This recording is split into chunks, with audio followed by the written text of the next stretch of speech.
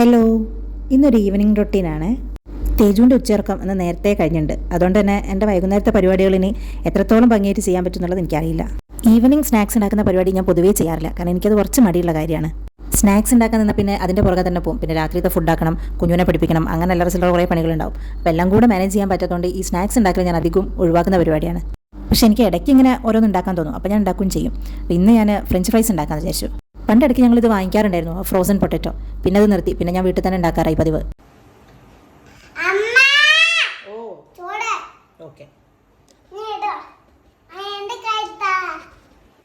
തേജുണ്ടെങ്കിൽ പിന്നെ അടുക്കളയിൽ ഞാൻ പണിയെടുക്കുന്നത് എങ്ങനെയാണെന്ന് എനിക്ക് മാത്രമേ അറിയുള്ളൂ.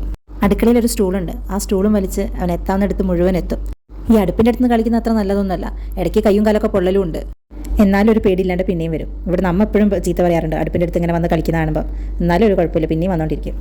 കുഞ്ഞുവിൻ്റെ സ്കൂളും സുധീപേട്ടൻ്റെ ഓഫീസും അടുത്തടുത്താണ്, അപ്പോൾ രണ്ടാളും പോകുന്നതും വരുന്നതും ഒരുമിച്ചാണ്. അതിൻ്റെ ഇടയ്ക്ക് ഫ്രഞ്ച് ഫ്രൈസുമായി. ഈ പുറത്തുനിന്ന് വാങ്ങിക്കുന്ന ആ ക്രിസ്മസ് എനിക്ക് വീട്ടിലുണ്ടാക്കുമ്പോൾ കിട്ടാറില്ല, അതെന്താവോ? എന്തായാലും മോശമായിട്ടൊന്നുമില്ല, നന്നായിട്ടുണ്ടായിരുന്നു. പിന്നെ പുറത്തുനിന്ന് വാങ്ങിക്കുന്നതിനേക്കാളും ഹെൽത്തി ആയിട്ട് വീട്ടിലുണ്ടാക്കാമല്ലോ. വൈകുന്നേരം കട്ടൻ ചായയാണ് പതിവ്. അച്ഛന് മാത്രം പാൽ ചായ, ബാക്കി അമ്മയും സുധീപേട്ടനും കട്ടൻ ചായ. ഞാൻ പിന്നെ ചായയും കാപ്പിയും കുടിക്കാറുമില്ല.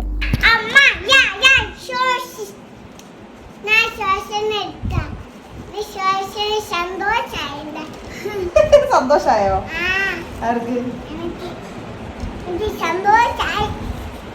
അങ്ങനെ കുഞ്ഞ് മേലൊക്കെ കഴുകി വന്ന് കഴിച്ചു. ഇത് കഴിക്കുമ്പോൾ പ്രശ്നം എന്താണെന്ന് വെച്ചാൽ ഫ്രഞ്ച് ഫ്രൈസിനേക്കാൾ കൂടുതൽ സോസ് വേണം. പണ്ട് കുഞ്ഞുമായിരുന്നു സോസ് കൂടുതൽ കഴിച്ചിരുന്നത്, ഇപ്പം അതിന് വേണ്ടി തേജുമാണ് കഴിക്കാറ്. കുഞ്ഞിപ്പോൾ അങ്ങനെ കഴിക്കില്ല.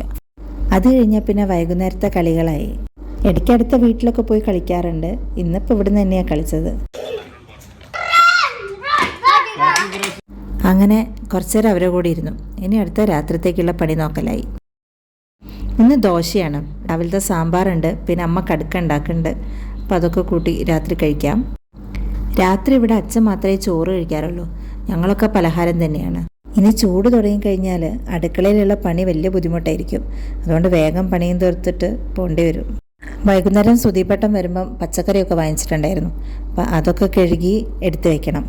പച്ചക്കറി നല്ലപോലെ കഴുകി വെള്ളം നല്ല വാർന്നു കഴിഞ്ഞിട്ടാണ് ഫ്രിഡ്ജിലേക്ക് എടുത്ത് വയ്ക്കാറ്.